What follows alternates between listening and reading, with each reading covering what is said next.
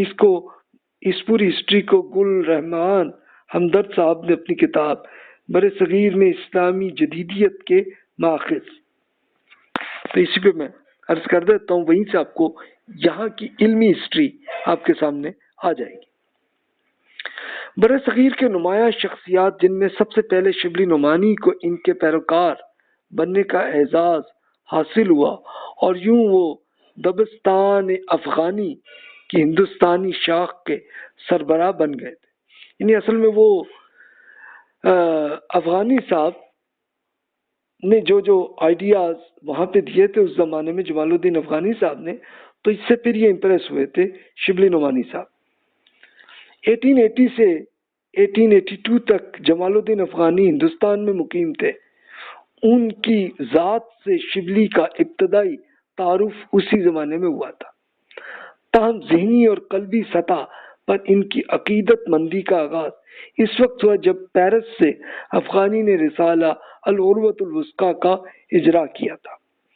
یہ رسالہ علی گڑھ کالج کی لائبریری میں بھی آیا کرتا تھا اور اس رسالے میں شائع ہونے والے عربی مضامین کا اردو ترجمہ ہفت روزہ دارالسلطنت کلکتہ اور ماہنامہ مشیر قیصر یہ لکھنؤ میں بھی شائع ہوتا رہا تھا۔ العروہ میں شائع ہونے والے درد انگیز مقالات کے مطالعے کے بعد شبلی کے لیے علی گڑھ میں رہنا ناممکن ہو گیا اور وہ 1892 میں ایجپٹ چلے گئے۔ وہاں انہوں نے جمال الدین افغانی کے شاگرد جو خاص تھے مفتی محمد عبدو صاحب کی صحبت اختیار کی، ان سے سیکھا۔ پھر ایجپٹ سے وہ 1893 میں ترکی چلے گئے اور وہاں جیل میں 19ویں صدی کے روشن خیال عالم جمال الدین افغانی سے ملاقات کا شرف حاصل کیا اور واپس پھر انڈیا آ گئے۔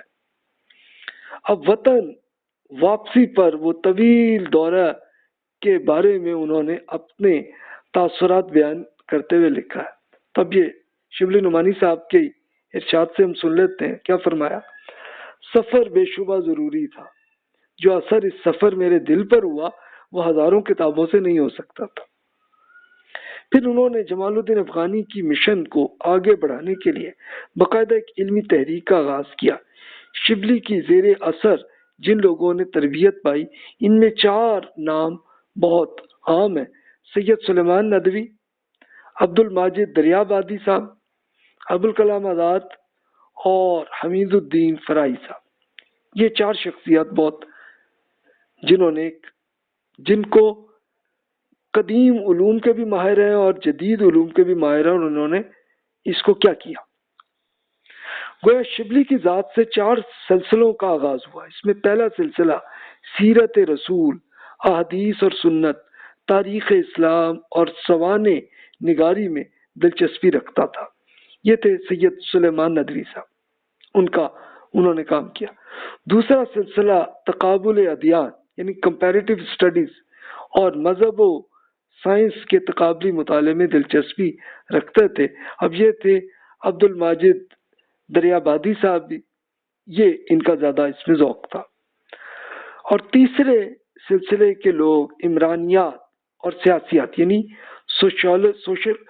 سوشلزم کی سوشل سائنسز اور پھر پولیٹیکل سائنسز میں شفقت رکھتے تھے، یہ ابوالکلام آزاد صاحب تھے۔ اور چوتھے سلسلے کی قرآنیات سے دلچسپی تھی، یہ تھے حمید الدین فرائی صاحب۔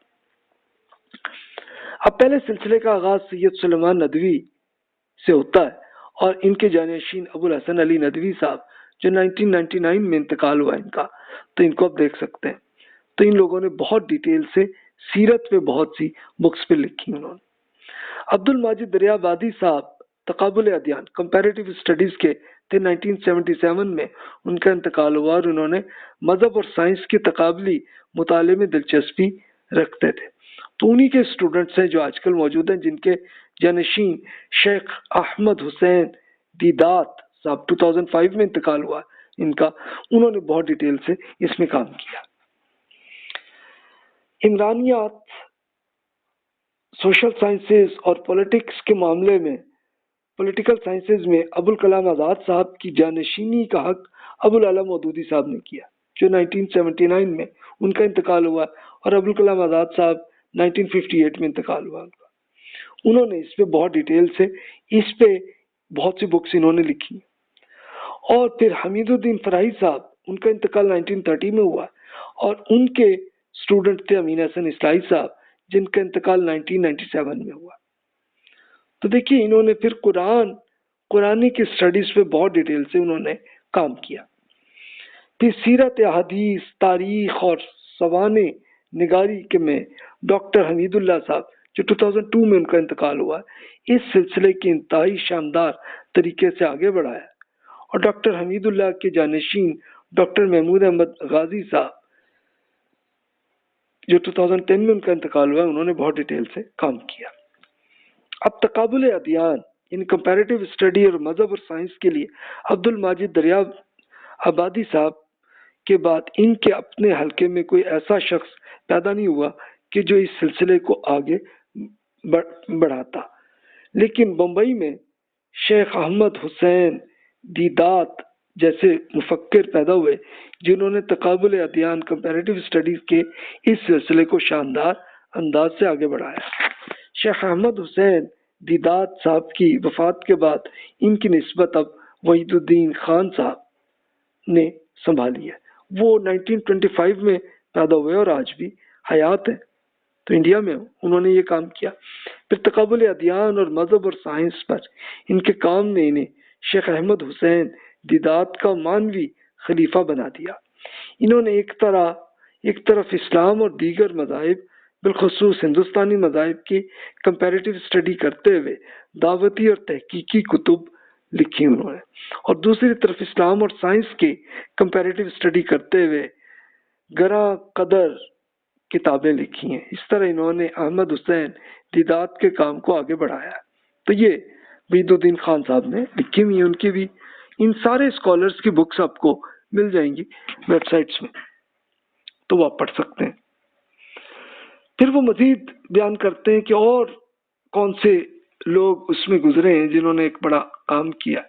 اسی دوران ایک اور نوجوان محقق منظر عام پر آئے جو تقابل ادیان کمپیریٹیو اسٹڈیز میں کمال کے حدوں تک پہنچے ہوئے، نیز اسلام اور سائنس کے تقابلی مطالعہ میں ان کی گرفت بہت گہری ہے۔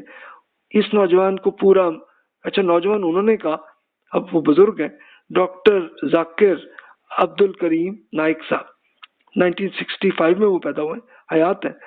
تو ڈاکٹر ذاکر نائک صاحب کیا پہچانتے ہیں بہت سے لوگ، تو ڈاکٹر صاحب جو ہے وہ طب یعنی میڈیکل کے ڈاکٹر تھے، اور پھر انہوں نے ایک طالب علمی کے زمانے میں شیخ احمد حسین دیدات سے متاثر ہوئے، اور پھر انہوں نے وہ دنیا طب کو الوداع کر کے وہ پھر دینیات کے میدان میں آ گئے۔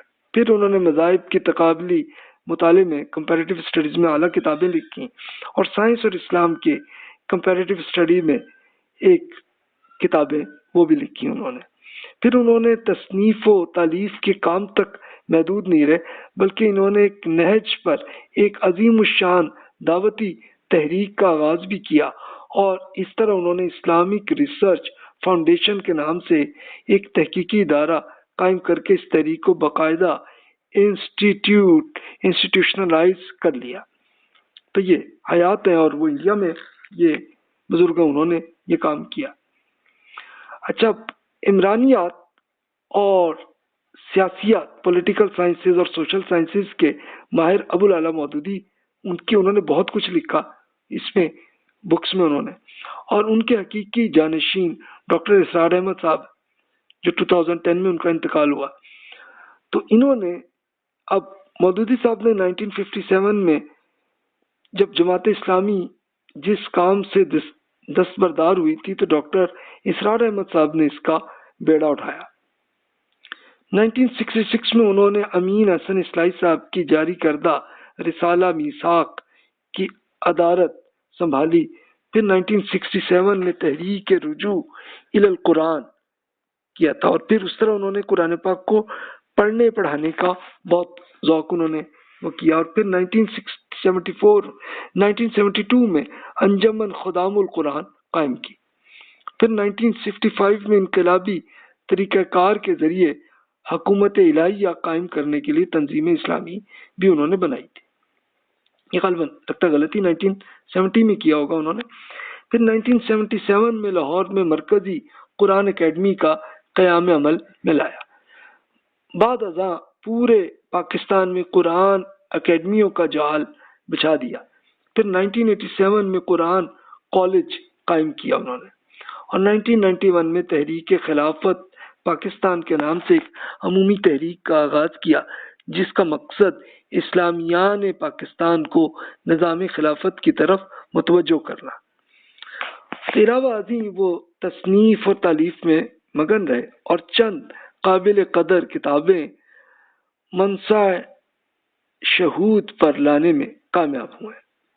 دیکھ یہ شخصیتیں کہ جنہوں نے سوشل اور پولیٹیکل سائنسز میں جو بکس ہیں تو مودودی صاحب نے لکھی اور ڈاکٹر اسرار صاحب نے لکھی بہت ڈیٹیل سے، اور پھر انہوں نے ایک پریکٹیکلی اس کو کروا بھی دیا کہ ایک باقاعدہ ایجوکیشن کا سلسلہ بھی ہو جائے.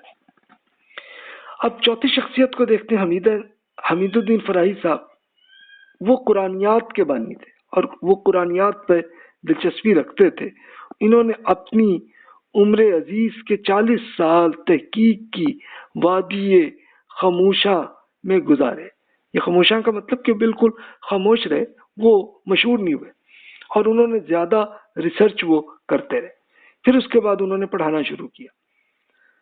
تو ان کے بعد پھر امین احسن اصلاحی صاحب جو 1997 میں ان کا انتقال ہوا. تو وہ اینڈ پہ تو یہ تھا کہ وہ اصل میں ایک اسٹوڈنٹ تھے حمید الدین فراہی صاحب کے. تو پھر فراہی صاحب نے ان کو مشورہ دیا بھی آپ نے درس نظامی تو آپ کو پورا ہو گیا، تو اب آپ یہ کریں کہ یہ آپ قرآن کی ریسرچ میں آپ آئیں گے. تو وہ آ گئے، اور پھر کچھ عرصے تک تو وہ مودودی صاحب کے ساتھ جماعت اسلامی سے شامل تھے، لیکن پھر علیحدہ ہوئے 1957 میں، اور پھر انہوں نے اپنی وفات تک 40 سال تک پوری ریسرچ ہی وہ کرتے رہے. اچھا، اصلاحی صاحبی کے اسٹوڈنٹ پھر جاوید احمد گاندھی صاحب ہیں جو 1957 میں پیدا ہوئے اور حیات ہیں وہ. تو انہوں نے گزشتہ 30 سالوں سے اسی وادی نجد میں شور سلاسل بلند کیے ہوئے ہیں. یہ مجموعی طور پر 110 سال بنتے ہیں. اس قسم کی مضبوط تحقیقی روایت بر صغیر میں دوسری جگہ نظر نہیں آتی. دوسرے لوگ اتنے ہی سال ان سے پیچھے ہیں. امین حسن اصلاحی صاحب تحقیق میں مگن رہنے کے ساتھ ساتھ دعوت اور تحریک کی طرف بھی متوجہ ہوئے. انہوں نے 1930 کی دہائی میں انہوں نے تحریک تدبر قرآن کا آغاز فرمایا تھا. پھر ابوالکلام آزاد صاحب کی تحریک دعوت قرآن کے بعد قرآن کے نام پر اٹھنے والی یہ بر صغیر کی دوسری تحریک تھی. 1936 میں انہوں نے ماہنامہ الاصلاح جاری کیا تھا، اور پھر دائرہ حمیدیہ قائم کیا تھا. یہ دائرہ حمیدیہ کیا ہے؟ یہ حمید الدین فراہی صاحب ہی کے اسٹوڈنٹس کے ایک انسٹیٹیوٹ بنایا. وہ مزید اقدام کے حوالے سے ابھی سوچ ہی رہے تھے کہ پٹھان کوٹ سے ابوالعلا مودودی صاحب کی دعوت ان کے کانوں میں آئی. تو وہ ان کی حالت اس شعر کے مصداق ہو گئی کہ دیکھنا تقریر کی لذت کہ جو اس نے کہا میں نے یہ جانا کہ گویا یہ بھی میرے دل میں تھا. تو وہ بھی پھر پٹھان کوٹ میں مودودی صاحب کے آگے اور جماعت اسلامی میں شامل ہو گئے تھے وہ. لیکن پھر ہوا کیا؟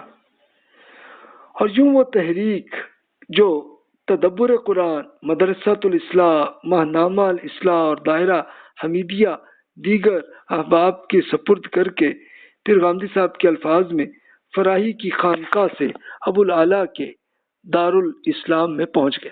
اب دارالاسلام اصل میں کیا تھا کہ مودودی صاحب نے بلکہ علامہ اقبال نے وہ انسٹیٹیوٹ بنایا تھا پٹھان کوٹ میں، تو اس کو دارالاسلام انہوں نے نام رکھا تھا.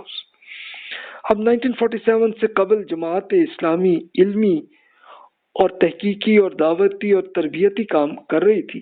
چنانچہ امین حسن اصلاحی اس کی کارکردگی سے مطمئن تھے. لیکن بعد میں جب جماعت اسلامی نے یہ پلان کیا کہ سیاسی میدان میں کود پڑیں گے تو پھر وہ اس کی کارکردگی سے غیر مطمئن ہوتے رہے۔ پھر 1947 سے 1957 تک 10 سال تک ابو العلا کے ساتھ ان کی ایک سرد جنگ رہی، وہ جو کولڈ وار ایک علمی اعتبار سے وہ رہی۔ ان میں امین حسن اصلاحی صاحب چاہتے تھے کہ پٹھان کوٹ کے دارالاسلام کی طرز پہ پورے پاکستان میں جدید خانقاہوں کا جال بچھایا جائے تاکہ جدید تعلیم یافتہ لوگوں کو دینی تربیت کی جا سکے، جیسا کہ دارالاسلام پٹھان کوٹ میں کی جاتی تھی۔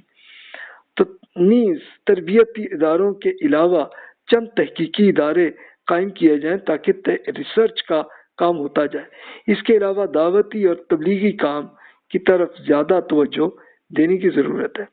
اس کے برعکس ابو العلا مودودی صاحب کا خیال تھا کہ آئین سازی کے اس اہم موقع پر اگر ہم نے آگے بڑھ کر لادینیت اور اشراکیت یعنی سوشلزم کے ہادی خوانوں کے ہاتھ پر نہ تھامے تو پاکستان کا حال مصطفیٰ کمال کی ترکی سے مختلف نہ ہوگا۔ تو دونوں میں اختلاف اصل میں یہ ہوا تھا، ایک مرتبہ متفقہ آئین تشکیل پانے کے بعد اس کو تبدیل کرنا خونی انقلاب کے بغیر ممکن نہ ہوگا، اور خونی انقلاب خود نبی پاک کی منہج کے خلاف ہے، اور یوں دونوں نصف العیون کے مابین کشمکش کا آغاز ہے۔ تو یہ اصل میں سرد جنگ تھی جو امین حسن اصلاحی اور ابو العلا مودودی صاحب میں تھی۔ علمی اور تحقیقی، دعوتی اور تربیتی اور تبلیغی سرگرمیوں کی حامی گروہ کے سربراہ امین حسن اصلاحی صاحب تھے، اور ان کا ساتھ ڈاکٹر اسرار احمد صاحب بھی دے رہے تھے، جبکہ سیاسی سرگرمیوں کے حامی گروہ کے سربراہ ابو العلا مودودی صاحب تھے، اور ان کا ساتھ نعیم صدیقی صاحب جو 2002 تک ان کی زندگی رہی تو وہ دے رہے تھے۔ تو اس طرح پھر 1957 میں یہ کشمکش اتنی انتہا کو پہنچ گئی کہ ماچھی کوٹ میں ایک پورا اجتماع ہوا جماعت اسلامی کا۔ ان کے سامنے دونوں گروہوں نے اپنی اپنی تجاویز رکھی۔ جماعت کے ارکان کی اکثریت نے سیاسی سرگرمیوں کے حق میں فیصلہ دیا تو امین حسن اصلاحی صاحب اس سے سخت ان کو دھچکا لگا، لیکن اس وقت جماعت کا پورا نظام شورائی تھا، یعنی وہی امروم شورا بینم جو مل جل کے فیصلہ کریں گے، تو یہ تھا تعمیر شورا کی رائے کا پابند تھا۔ تو اس وجہ سے امین حسن اصلاحی صاحب کا خیال تھا کہ وہ ارکان شورا کو اپنے ہم نوا بنانے میں کامیاب ہوں گے، اس وجہ سے وہ اتنے مایوس نہیں ہوئے تھے۔ تاہم بعد میں جب ایک قرارداد کے ذریعے امیر کو لامحدود اختیارات سونپ دیے گئے تھے تو اس امیر نے کے لیے انہوں نے کوئی فیصلہ کرتے ہوئے شورا کی رائے کا پابند ہونے کی شرط بھی ختم کر دی گئی تھی۔ تو امین حسن اصلاحی صاحب جماعت اسلامی کے دینی مستقبل سے مکمل طور پر مایوس ہو گئے۔ پھر جماعت سے علیحدہ ہونے میں انہوں نے دیر نہیں لگائی، تو پھر وہ جماعت اسلامی سے الگ ہوئے۔ اب جب الگ ہو گئے تو پھر انہوں نے کیا کیا؟ 17 سال جماعت اسلامی میں ضائع کرنے کے بعد، اب یہ ضائع انہوں نے کہا، میں نے نہیں کہا، یہ انہوں نے کہا ہے جو گل رحمان ہمدرد صاحب نے، تو پھر وہ کہتے ہیں کہ اپنی تحریک کی طرف دوبارہ متوجہ ہوئے، جسے ہندوستان میں مدرسۃ الاصلاح کے علماء، اساتذہ اور طلباء اور دائرہ حمیدیہ کے اراکین اور معاونین پوری شان کے ساتھ جاری رکھے ہوئے تھے۔ پاکستان میں اس وقت تک اس تحریک کا واحد سرمایہ امین حسن اصلاحی صاحب کی ذات ہی تھی، اور وہ بھی اس عمر میں تھی کہ جہاں آخری خواہشات اکثر دم توڑ دیتی ہیں، یعنی اصل میں اب وہ 60 ایئرز کے وہ ہو چکے تھے، تو یا چلے 50 سے تو اوپر تھے، تو وسائل کی کمی اور اپنی ضعیفی اور کمزوری کی الرغم انہوں نے بڑی تندہی سے دن رات کام کیا اور پاکستان میں اپنی تحریک کی داغ دیل ڈالنے میں کامیاب ہو گئے۔ جدید زمانے میں قرآن اور اسلام کے نام پر جتنی بھی تحریکیں اٹھی ہیں، ان میں شبلی کی تحریک کے علاوہ باقی سب تحریکوں نے عوام اور خاص کو مخاطب کیا، اور ان تحریکوں کی ناکامی کی سب سے بڑی وجہ بھی یہی ہے، یہ ان کا خیال ہے جو گل رحمان ہمدرد صاحب فرماتے ہیں، یہ ان کا پوائنٹ آف ویو ہے۔ اس کے برعکس شبلی اور امین حسن اصلاحی صاحب نے صرف اخص الخواص کو ہی اپنی بارگاہ میں بیٹھنے کی اجازت دی۔ اخص الخواص کیا ہے کہ جو بہت خاص لوگ ہیں ان کی۔ یہ طریقہ انہوں نے یورپ کی جدید تحریکوں کو سامنے رکھ کر اخذ کیا تھا۔ یورپ کی تحریکوں کا کل سرمایہ 4-5 بڑے مفکرین ہوتے ہیں کہ جو بڑے اسکالرز ہوتے ہیں، تو ان کو شور و شغب، جلسہ، کانفرنس، مارچ، ہنگامہ، احتجاج، ہڑتال، دھرنا دینا اور جماعتوں کے کاموں کی قیام کی دعوت اور سمع و طاعت کی بیعت جیسی لغویات وہاں کی علمی تحریکوں میں نہیں ہوتی۔ تو وہ 4-5 مفکرین دن رات کے تحقیق میں مگن رہتے ہیں، اور ہم دیکھتے ہیں کہ وہ اپنی تحقیق سے مشرق اور مغرب کی علمی دنیا کو ہلا کر رکھ دیتے ہیں۔ بر صغیر میں شبلی نعمانی نے بھی یہی طریقہ اپنایا تھا، اور اس کے نتائج ہمارے سامنے۔ تو پھر رزلٹ اب یہ ہوا جو گل رحمان ہمدرد صاحب فرماتے ہیں کہ امین حسن اصلاحی صاحب نے بھی اپنی تحریک کی بنیاد اسی اصول پہ رکھی، اور عوام و خواص کو کا غول جمع کرنے کے بجائے 10-15 باصلاحیت نوجوانوں کی صحیح تربیت کی جائے۔ تو انہوں نے باصلاحیت نوجوانوں کی تلاش میں حلقہ ہے تدبر قرآن قائم کیے، یعنی انہوں نے قرآن پاک پڑھانا شروع کیا۔ اگلے مرحلے میں انہوں نے حلقہ ہے تدبر قرآن کے شرکاء کو رخصت دے کر صرف چند نوجوانوں کو اپنے پاس رکھا اور ان کی تربیت شروع کی۔ پھر تیسرے مرحلے میں ادارہ تدبر قرآن قائم کر کے اس تحریک کو باقاعدہ انسٹیٹیوشنلائز کیا، اور ابوالکلام آزاد کے دارالارشاد اور ابوالعلا مودودی صاحب کے دارالاسلام کی طرز پر قائم ہونے والے اس ادارے کا قیام 1973 میں عمل میں آیا تھا۔ تو یہ انہوں نے کیا۔ اچھا، پھر امین حسن اصلاحی صاحب نے، چونکہ ان کا فوکس قرآنک علوم پہ تھا اور خاص طور پہ قدیم زمانے کی عربی زبان میں تھا، تو اس پہ انہوں نے لے کے پورا ڈیٹیل سے پڑھایا تو ان کے جو سب سے مشہور ان کے اسٹوڈنٹ وہ بنے ہیں مودودی صاحب۔ تو اس کے لیے پھر اب ہمیں تھوڑی سی ڈیٹیل میں آنا پڑے گا کہ علمی اعتبار سے پھر ہوا کیا۔